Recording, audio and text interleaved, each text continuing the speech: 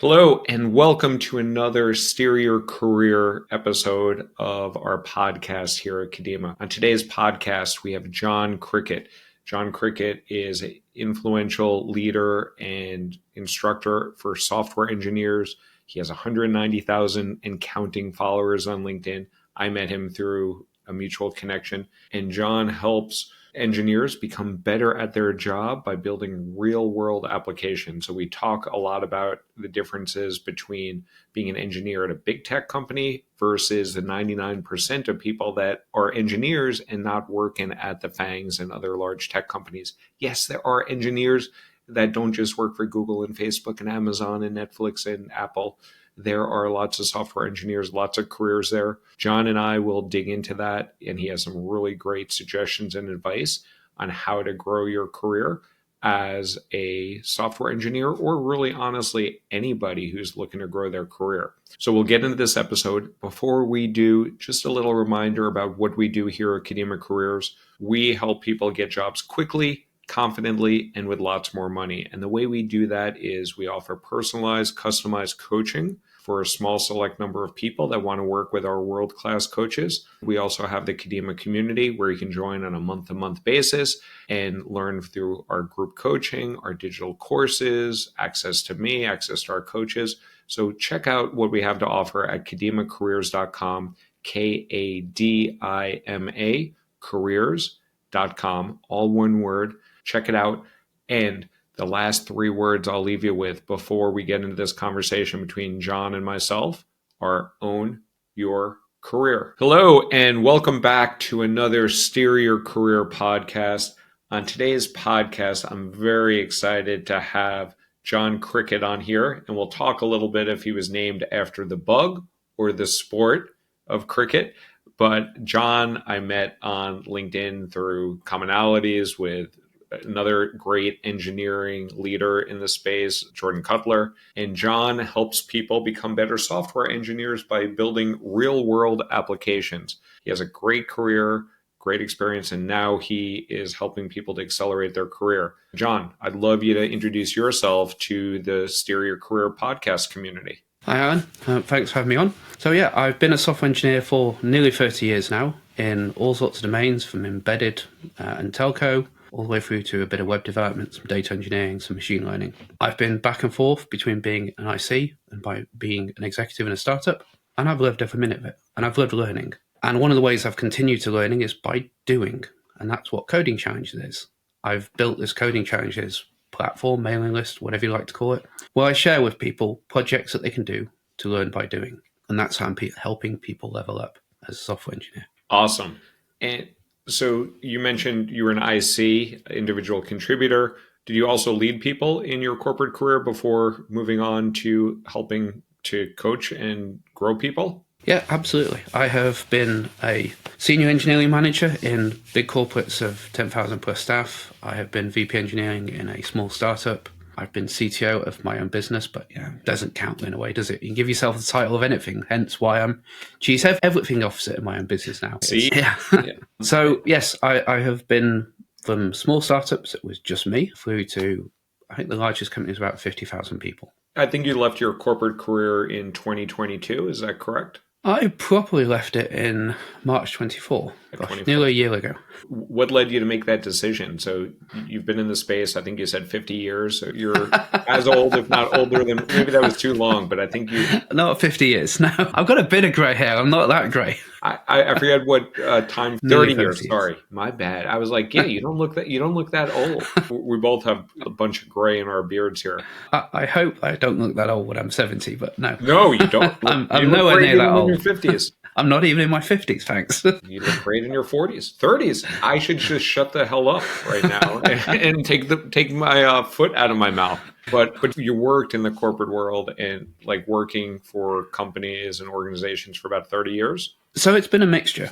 I started off in a very corporate, traditional engineering, should we say, body shop, for lack of a better word. After a few years of that, there was the whole .com excitement. Everyone was going off to do startups. I had this vision that I would do my own business, but before I was 40. Of course, with all the .com hype and excitement, I got carried away as well, and I started my own business in 2001. I spent several years doing my own business, and then with a variety of things, not least starting a family, getting married, having to start being a bit more adult and grow up and have a bit more stability and not work the long hours that you do when you're growing your own business. Went back to the corporate world. I did that for a few years and left to pursue finishing my MBA. In fact, a few months into that, I got pulled back into the corporate world, so got a chance to work in a startup doing AI, became the VP engineering there. And then same story. I left that for a little bit to do some of my own business, and then I ended up back in the corporate world until I left that in March in 2024 to focus entirely on coding challenges and building my own things. So you were doing AI before AI was even cool. AI is what got me into software engineering and started me on the path of learning to be a programmer when I was 9 years old.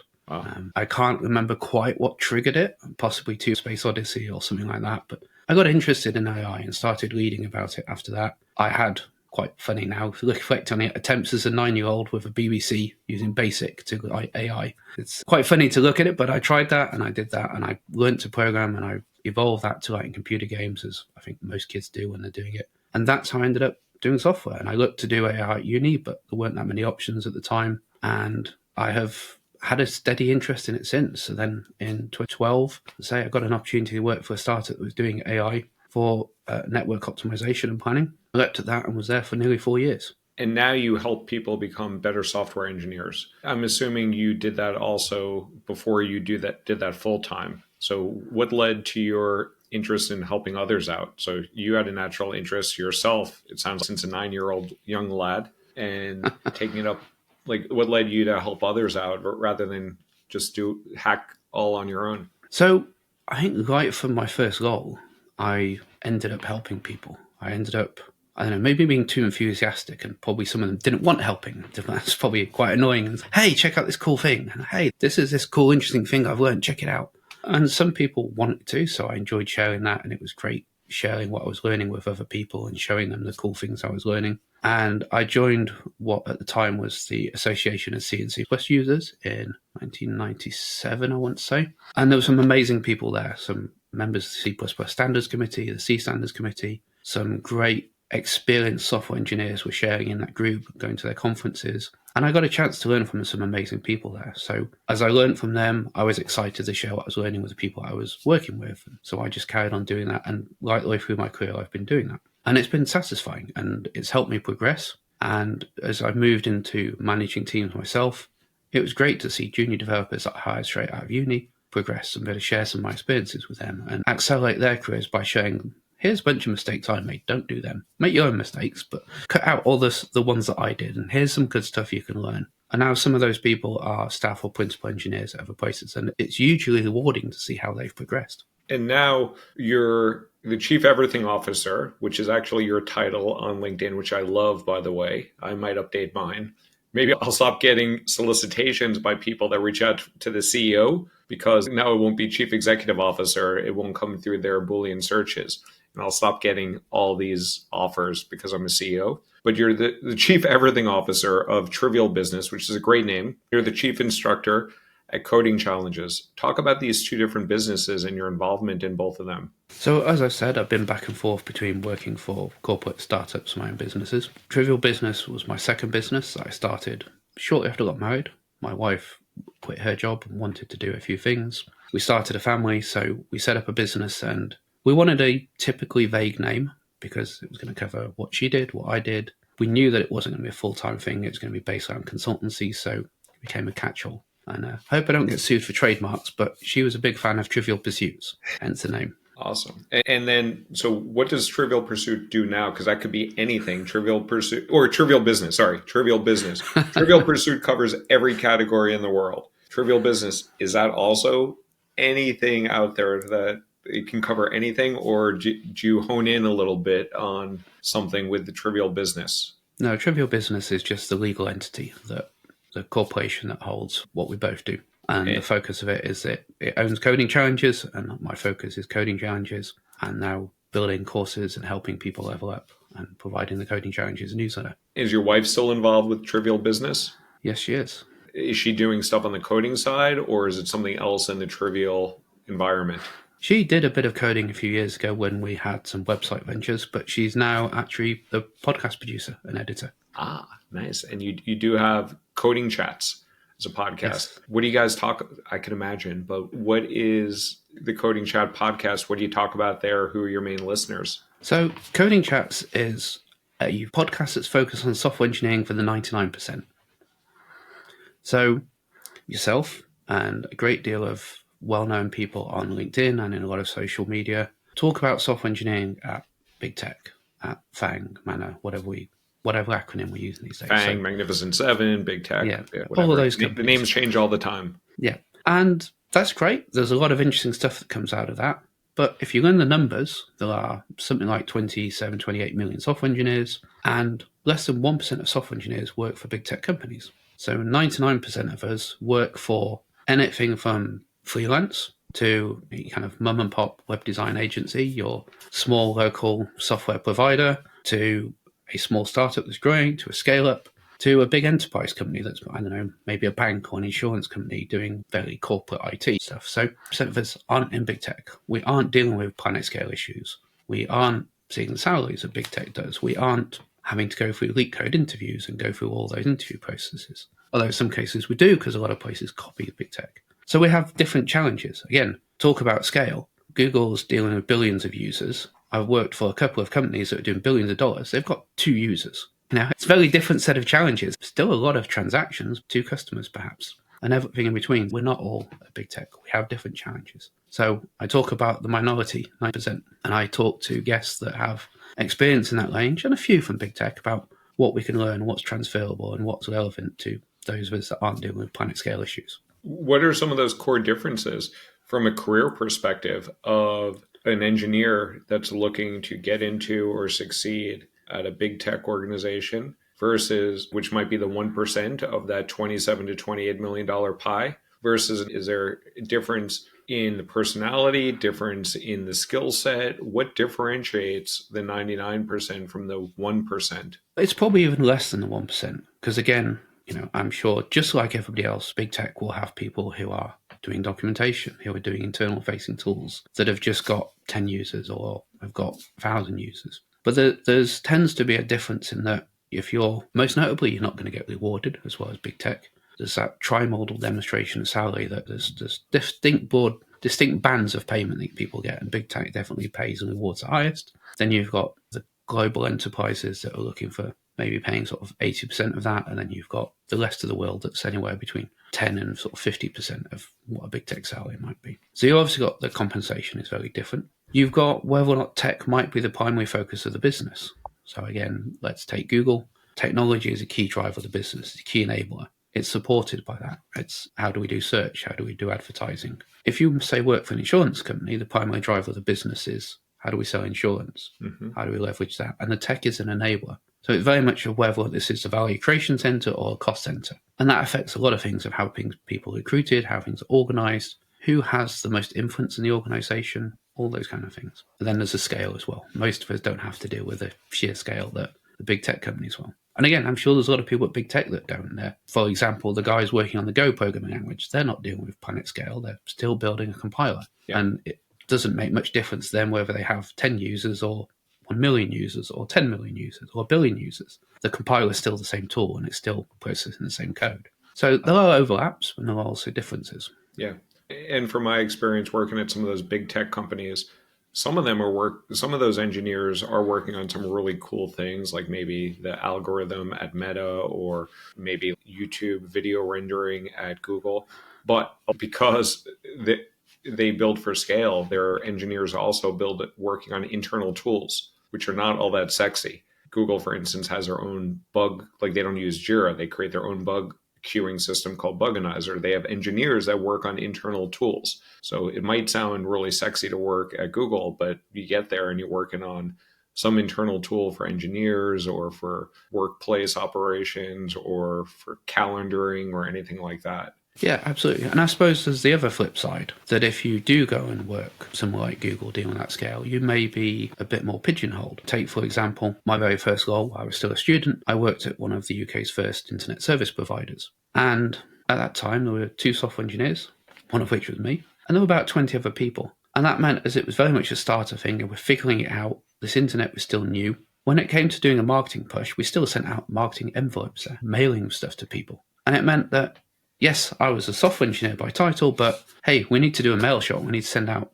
50,000 mailings to people. Can everyone come and stuff 1,000 envelopes, and then we'll get through it and we'll get them out today? So I stuffed envelopes to support the marketing. Can't imagine that Google's going to have you doing that. But in a small startup, you will get exposure to everything like that. You'll get to see more people. You'll get to see the whole gamut of things. And you will work on some random things that will give you that broader set of experience, may give you that broader context. You'll also if you take your bug fixing example, you're working at Google now, I guess you could join, spend the entire 2 years working on that, and effectively you're working on a maintenance project for the entire time. You will never get that experience probably of kicking on something brand new from scratch. There will be a lot of legacy where if you join a small startup, like some of the 99% do, you could, as I've done, walk into a company where I was the first software engineer. We just about managed to hire an office space, about 100 square meters. There was nothing in it.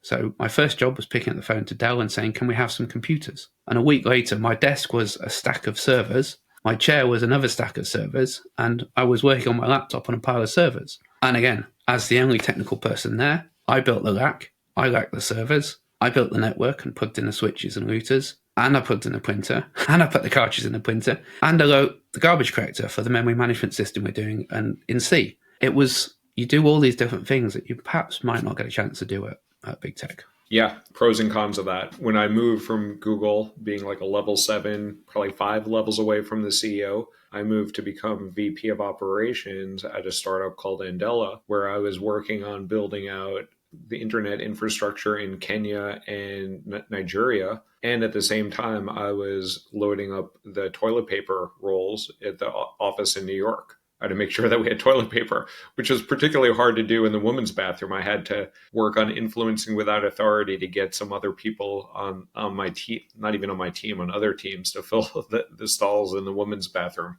Yeah, I mean, it's things like that you'll get exposure to that perhaps you might not elsewhere. The startup I worked at about 10 years ago, we sold to some of big tech. And it was amazing going from our office in Bath in the UK, where 20 of us just about fit, and where catering was you walk down to some dodgy sandwich shop a couple of minutes away, to going to visit Facebook, say. There were, I think, 18 restaurants on campus, and most of them were nicer than the posh restaurants in Bath. Apologies to anyone that runs a restaurant in Bath. It was a completely different world, and it's a very different experience. So when you and I first chatted about a month ago, we were talking about how many software engineers are not taught how to interview properly. And a lot of what you're doing is helping people to be equipped and knowledgeable about how to effectively interview. What are some of the challenges that you've seen with software engineers in being prepared for interviews? And how do you and your coding challenges help to prepare them, not just for interviews, but also for their career? So I don't really focus on interview preparation for people, mainly because outside of big tech, there are very few standards. You can go to a company and they will have cargo culted big tech. They'll be doing a LeetCode interview. They don't know why. Or they might have gone back to copying what Microsoft apparently did about 30 years ago, where they'd ask you how many golf balls fit in a jumbo jet, or random trick questions like that. Or they might ask you things like, what's your favorite editor? So there's a complete random range of things that you'll get that are normally just a reflection of the favorite question that they were asked when they interviewed somewhere. So I tend to steer clear of interview prep for that, because it's such a broad thing. There are no consistent patterns. And instead encourage people to just try and be aware, try and understand what they're doing, and try and have good fundamental knowledge. So again, with the coding challenges, I encourage people, don't just watch a tutorial, actually build something, understand how it's made, understand the technologies you're using, and have some projects that you can talk about and you can dig into that and you can learn the fundamentals. Code is testing a very specific skill of whether or not you can address those kind of problems. Most of us don't solve those kind of problems in a day-to-day job. If we're going to use an algorithm or we're going to use a data structure, it's there in the standard library of the programming language or tech stack we use. So understand how to use them and apply them, understand how to build them in real software, understand how to put a kick off a project, see it through and deliver it, because those will help you across most interviews, and being able to talk about what you do will help. From the other side, I try and encourage hiring managers to, by all means, look at what big tech's doing and pull it in if it's relevant for you. So if you are doing a lot of that algorithmic work, by all means, test that experience. If you're not, and you particularly want a certain skill set or you want a certain type of person, think about what you want. What is the gap that you're recruiting for? Because again, in a smaller company, when we're recruiting, We're trying to solve a very specific problem. We're not trying to hire smart people, and we're not hitting a goal if we're going to hire 2,000 smart people this year and we'll have projects to fit them in. We have this pain point. So what is that pain point? What does solving it look like? What's the person that you need to solve that pain point? You don't need a smart person that will fit into any project. You need somebody that fits this shaped hole. What does the hole look like? How would you identify that somebody's good to fit that hole? Do they need a particular skill set and technology? Do they need a particular aptitude? How can you get a signal that tells you that they have that aptitude or they have that skill? And it's probably not cargo culting what big tech does. Instead, it's probably thinking like, I need somebody that knows C++. What's the questions that I can ask them about C++ that establishes they have the right knowledge?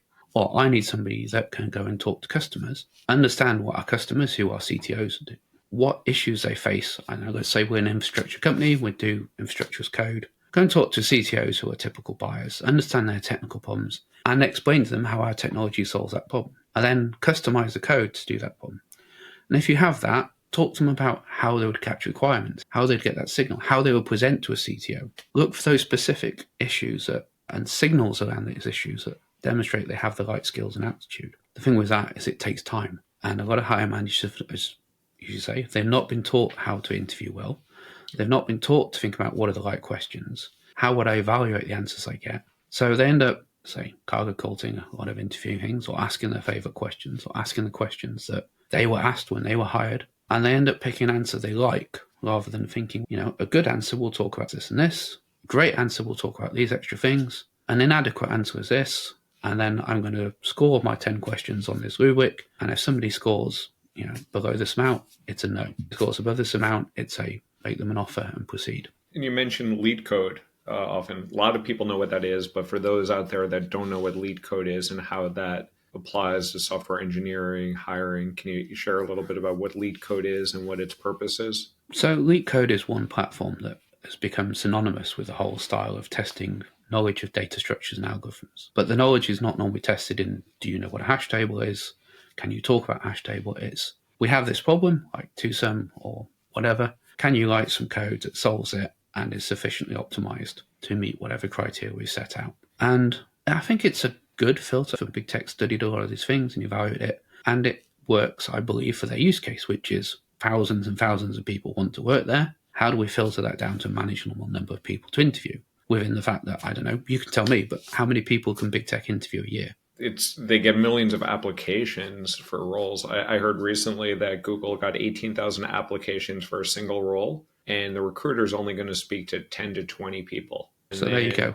They're only going to send 5 on to the next round. Yeah, we just posted a role ourselves at Kadima, and we're not Amazon, we're not Microsoft.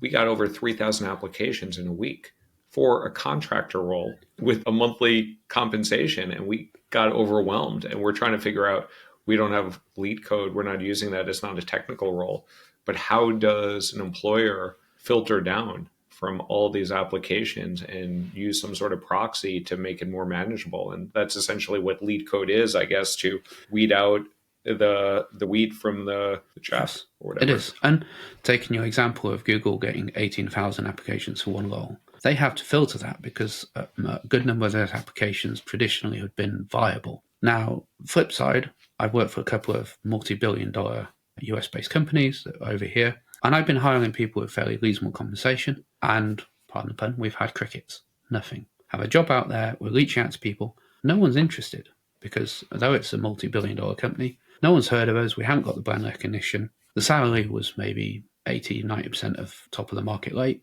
so fairly good, but still not amazing. Go back to 2019, 2020, when I was recruiting a lot, we could get nothing. It'd be very difficult to get any candidates applying. So putting people through LeetCode, which a lot of them hate, and trying to filter out that, it wasn't something that I needed to do. It was more a case of, oh, thank God, I finally got a CV of somebody to look at. I might as well talk to them because I've not got anyone else to talk to. And it's a very different issue when you're a small business, relatively, and you don't have that brand recognition. You don't have that volume of inbound CVs. And again, partly because you're looking for somebody that fits this hole. You've got a normally more specific job spec because you've got a genuine issue to fix. But the other problem about that is a lot of times we don't get enough people because you end up writing this job spec that lists 97 different things that you want. And most people look at that and go, well, I only have 32 of those, I'm not going to apply. And most of the time, you don't need that 97.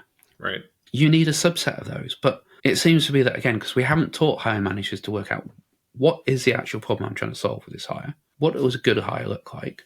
How do I get that signal? So instead they go, well, our team uses all these tech, throw it in, ask for some nitpicks that, and then you don't get that many responses. So again, hire managers would be better if they think a little bit about what does that hire look like? What does good look like? How do I write a sensible job spec? And then you get more candidates coming through. You get more opportunity to interview the right people. Do you find that most of your readers and followers in your community, and I know you have a big newsletter and a big Discord channel as well, where people are trying to become better software engineers, SWEs, are they using that to grow within their company, to grow externally, just for edification purposes? What are generally the driving factors for your community taking up like a lot of these challenges that you're offering them? Is it like just intellectual curiosity and the desire to become a better software engineer? What are some of those driving factors? I think you've hit the nail on the head with curiosity. But that curiosity and the desire to become a better software engineer and advance in your career are all intermingled. It's all the same thing, because you don't become a good software engineer if you're not curious about, how do I do this software? How do I put this technology together? How does it work? How do I build this? You don't get promoted, you don't get hired if you haven't got that curiosity, particularly in the market today. You need to have that curiosity. You need to have that passion. And that's how you come to do these things. You come to learn about these things. So it's a mixture of all three. And I say they're very correlated. So you and I are seasoned or veterans of the industry. 50-year veteran, apparently. Thanks. My bad with the math. But I'm still working on my morning coffee. It hasn't fully kicked in there. So apologies for that. But with you work with probably many people in your community are less seasoned, less old than the two of us are. What are some common challenges that you see folks face earlier on in their careers as a software engineer? Either mistakes you've made in your past and you're trying to help identify those for others so that they can avoid it. What are some or misconceptions? What are you seeing from your community? And you also have a ridiculously large followership on LinkedIn as well. But for the folks that you're interacting with, what are some things that they're getting wrong, or you're setting them straight on some, or giving them some insight of mistakes that you might have made in the past that you're like, hey, don't repeat my stupidity? So setting aside just my community, again, if we look at that 27, 28 million software engineers that there are worldwide, one of the amazing stats about that is half of them, at least, have less than 10 years experience, and somewhere in the region of 35% of them have less than 5 years experience. So overall, it's a definite pyramid, and we have an awful lot of very inexperienced people who are working as software engineers. And in a lot of ways, that's been great. It's been a growing industry for the last 20 years, so it's bound to be like that. There were, I think, 500,000 of us 30 years ago doing software. There's now 30 million. It's great. It's great that it's growing, and it's great that more people are coming in. It's great that it's more accessible, and we do have more diversity that is bringing new ideas to it. But it does also mean that we have that pyramid effect where a lot of people are quite inexperienced. A lot of people don't necessarily know the background and don't necessarily know the history. So we've lost a lot of the knowledge of why things are the way they are now, and a lot of the mistakes we've made in the past. So I see as a lot of reinventing the wheel, a lot of, oh, we should do this. No, we did that 20 years ago and it sucked. And there were these problems with it, which is why we tried this thing that we did now. You see it with things like Agile. Agile has ended up with quite a bad reputation, but it solved a set of real problems that we had 25 years ago. Unfortunately, it started to have certifications and other things that come with getting popular and people trying to make a bit of money off it. So it's now got a bad reputation, and a lot of the key benefits have been forgotten, and a lot of what we were trying to solve have been forgotten. We'll see the same with DevOps. DevOps was, the name is development combined with ops. We combine those two, break down in silos, don't have a separate development team and a separate ops team. We don't have that. Oh, we're done with the software, throw it over the wall to the ops team, it's their problem now. We have this, you build it, you run it, as AWS put it. That's been forgotten now. And instead, we now have an SRE team, a DevOps team, and a development team. So we've created 3 teams, and we've got 3 silos now. So it's even worse than the problem we were trying to solve by creating DevOps. So we keep reinventing those wheels. And again, we see it at every level. Every couple of years, I see somebody rediscovers ring buffers and goes, hey, ring buffers, great for low latency. Yeah, software engineers were doing that when I was still a kid. They were doing that when they were programming ZX Spectrums and BBC Basic, and they were dealing with low latency to just for simple things like key presses and modems and network drivers and stuff. And now we're talking about doing it at big scale to deal with low latency financial transactions also. But It's not new. They've been around. These have been well known for a long time. But we've lost a lot of history, and we had more abstraction, and we've had more people come in. We have less people having that fundamental knowledge or having that history knowledge, and we've been quite bad at teaching it. Not that we should all live in the past and everyone should learn to use the bad old tools that we had at certain times, but we need to keep the new technology, but still have an understanding of why we invented it or what problems we're solving, so we don't reinvent the problems as well.